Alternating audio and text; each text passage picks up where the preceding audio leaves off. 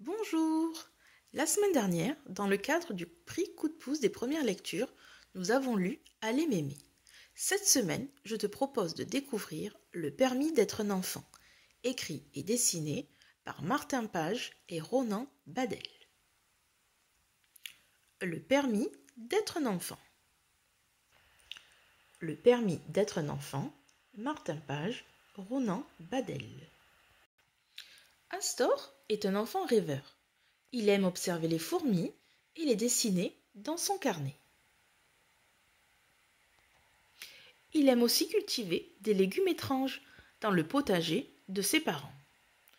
Un jour, il reçoit une lettre.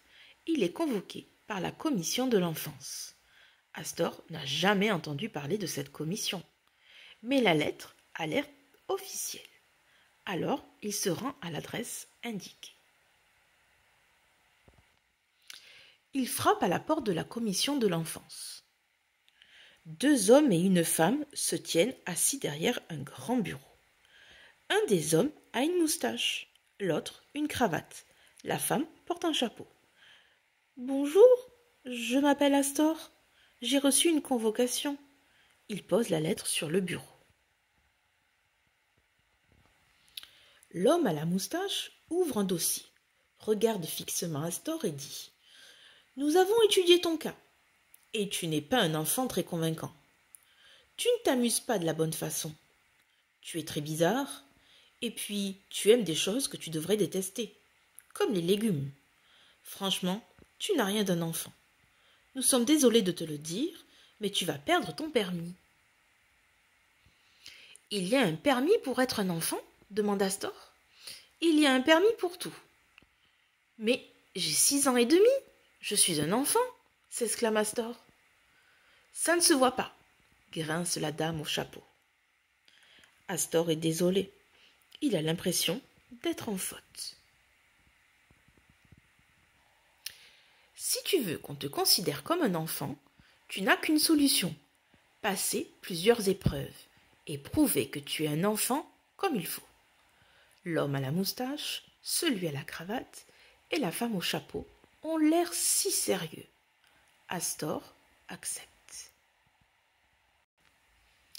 Astor se rend dans la salle d'examen. Il entre dans une pièce très grande et haute de plafond. Ses pas résonnent. L'air y est froid. Astor frissonne. Un homme l'attend. Celui-ci se présente. « Je suis le professeur qui va te faire passer les épreuves. Nous verrons bien alors si tu es un enfant véritable. J'espère que tu es prêt. » Il a l'air sévère et ridicule à la fois. Il grogne et souffle. Il postillonne aussi un peu. Astor est intimidé. Debout au milieu de la pièce, le professeur lève le bras et tire sur une ficelle. Une trappe s'ouvre dans le plafond et des milliers de sucreries de toutes les couleurs tombent sur Astor. « Mange !» ordonne le professeur. Astor goûte un bonbon et prend le temps de le mâcher. Il aime ça, mais il n'en veut pas davantage. Il en met dans sa poche pour plus tard. Le professeur a l'air contrarié. Il dit sèchement « Mange-en plus, petit sacripant. Ils sont délicieux, ils sont pétillants, bourrés de colorants et de sucre. » Mais Astor refuse. Il n'aime pas qu'on lui donne des ordres. Il s'extirpe du tas de bonbons. Il y en a trop, c'est écœurant et très collant.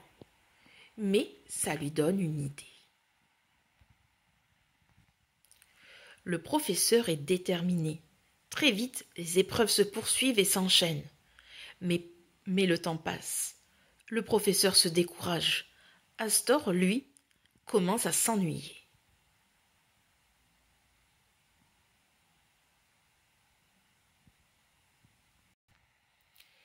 Il ne te reste qu'une chance de prouver que tu es un enfant, mon garçon, dit le professeur. C'est le test des chatouilles. Que tu le veuilles ou non, maintenant, tu vas rire. Le professeur prend une plume qu'il agite sous le nez d'Astor. Tu ne pourras pas résister à ça, petit insolent. Mais le jeune garçon ne rit pas. À la place, il éternue si fort que les cheveux du professeur se dressent sur sa tête. « Ah, tu ne veux pas rire, petit vaurien? Alors je suis sûre que maintenant tu vas pleurer. Ouvre grand tes oreilles. Tu es privé de dessert pendant 1 an. » Le professeur est furieux. Son visage est si rouge qu'il semble sur le point d'éclater. Il se met à grogner et à taper du pied. Astor en profite pour quitter la salle. Il n'aime pas passer des examens. Il veut faire ce qu'il veut, quand il veut. À cet instant, il aimerait observer les oiseaux et les dessiner dans son carnet. Il pense aussi à la nouvelle variété de courges qu'il a plantée dans son jardin.